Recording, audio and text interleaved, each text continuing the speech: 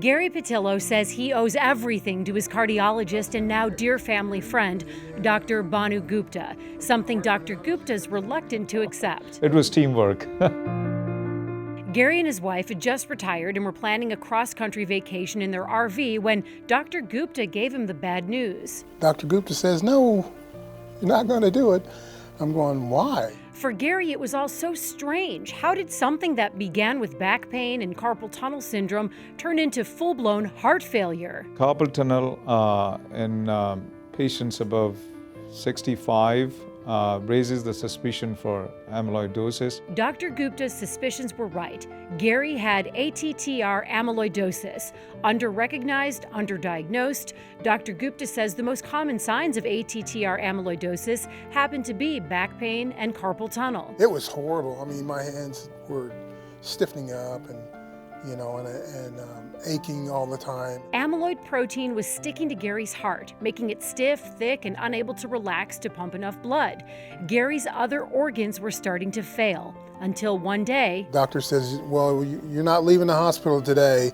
We're going to keep you here until we can get you a heart. He was a candidate for a heart transplant. While Gary's family worried about him, Gary was far more worried about another heart, the one beating inside another Gary Patillo, his son, Gary Jr., on the same floor, also in heart failure.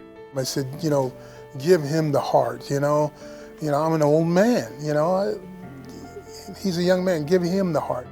But Dr. Gupta delivered the shattering news to Gary Sr. His firstborn was too sick and not a candidate for a transplant. Gary was devastated, but still Dr. Gupta says Gary Jr. lit up when he got the news his dad was going to live. And Gary was getting his heart, and he was still saying he's so happy for his dad that he's going to live. As Gary recovered with his new heart on the same floor as his son, what followed was a surreal month. Time felt like it stood still in a dreamlike state. But we got to, eat lunch together and watch movies and things like that, stuff that I'll always remember. Joy and sorrow all at once, father and son existing together in a bubble. It didn't feel real. Gary was finally discharged and Gary Jr. stayed behind, bringing joy to his medical staff every day with his quick wit and sweet, playful nature. He always joked around. He always had a spirit which was, I would say, indomitable spirit. The favorite I have here is the one we were in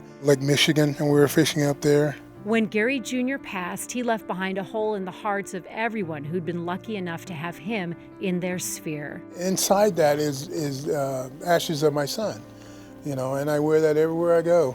It's very, very important to me.